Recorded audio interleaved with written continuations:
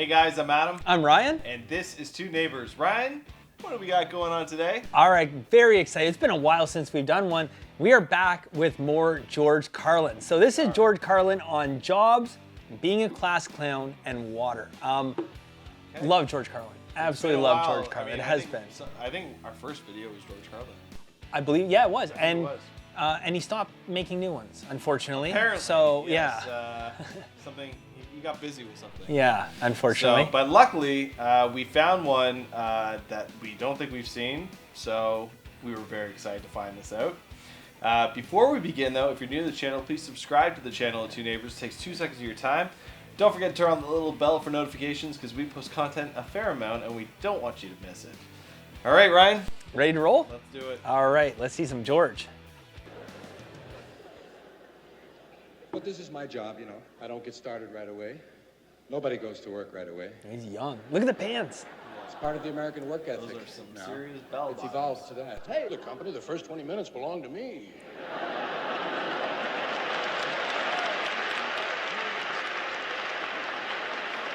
Wow, yeah.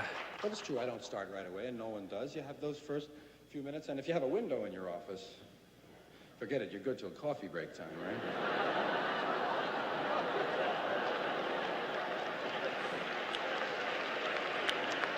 And if there's a construction site across the street, and if there's one guy in your office who knows, there was always one, who understands construction, knows the terms. Oh yeah, they're putting on a curtain wall now, that's your superstructure, you know what I mean? You got a 3/8 inch beams. You got a beam and a strut. Every other beam, you got a strut. Every other strut, you got a beam. Some guys know all those words. I'm intimidated by those kind of guys.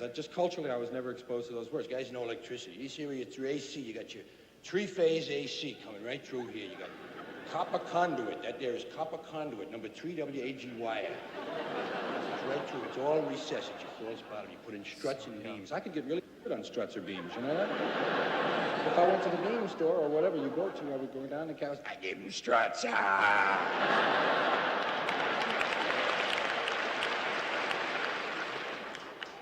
Yeah, but anyway, nice to be on the job.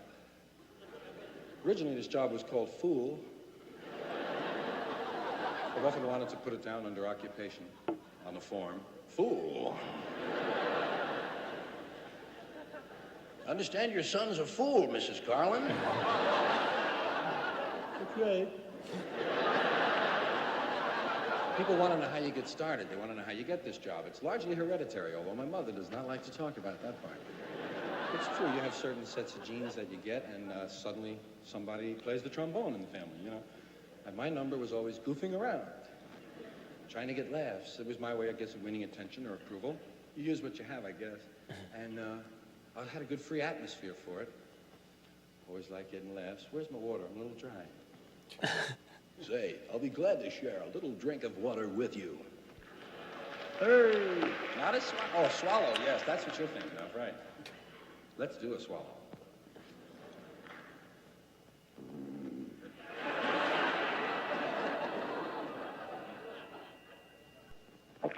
The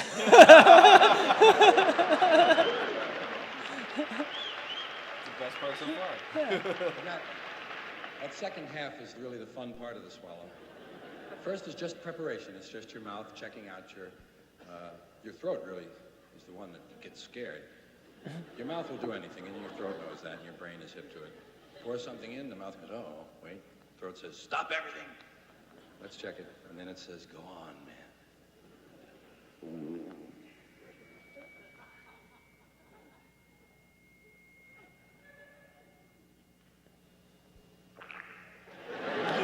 Bubbles. I didn't know you could do that. Apparently you can. Apparently. A lot of guys don't do that anymore.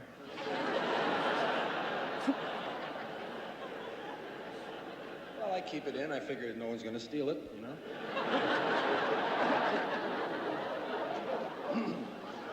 Yeah, being a funny guy in class and being the class clown was really relatively easy. That was the easiest part. That's more of a cop-out than anything, to be in class and to get laughs. It's a simple matter because no one's allowed to laugh in class, and that's the best kind of laughter to go after. that suppressed laughter. You catch the somnambules and the suggestible people, the kind of people where they laugh at anything, crack right up. Hey, Ellen!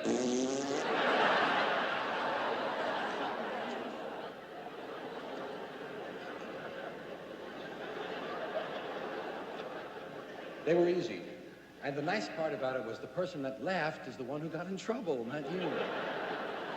You can whip a quick face on Roger and look back at the blackboard like you're interested in the work, and Roger would be leaving the room. Hey, Roger!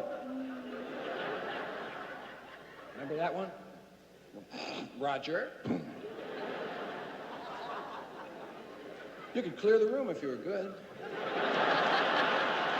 Definitely.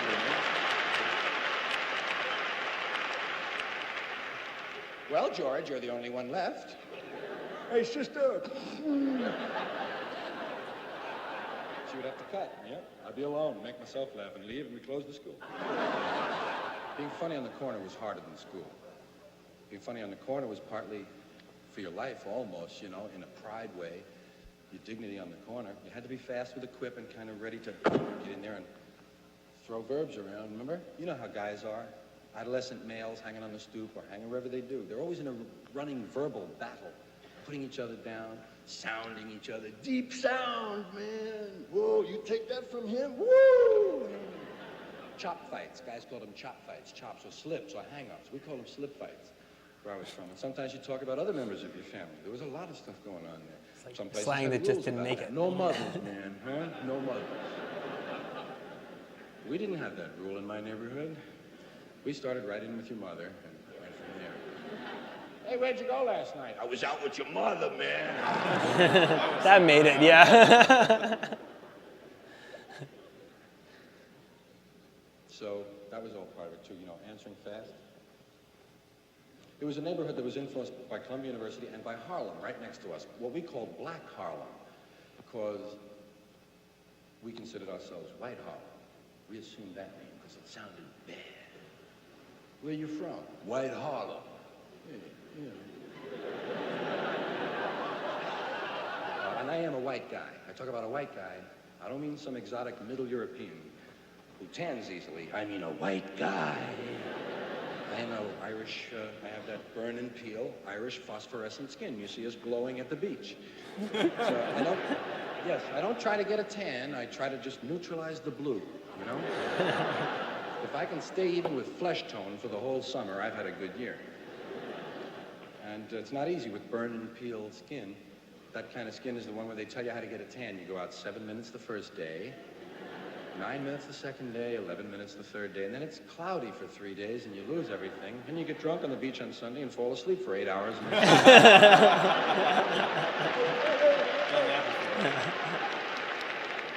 Burn and peel. Ooh, can I peel you? No.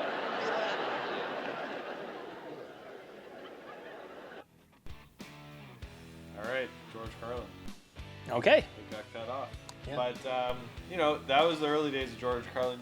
I wasn't as into this one. There were some good moments, but He evolved a lot he evolved a lot after from that. this moment. More cynical later on. And maybe For he was sure. back then too, but definitely became more cynical. Yeah, it was his younger years.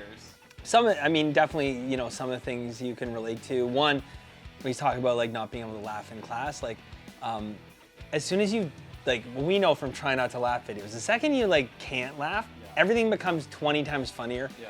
And I just watched some of the outtakes from Bruce Almighty. Okay. And there's a scene there where, and there's backstory because a lot of people gave like Morgan Freeman like a tough time for this because like Jim Carrey did something and Morgan Freeman like Had playing to, God yeah. and he goes, stop, no laughing.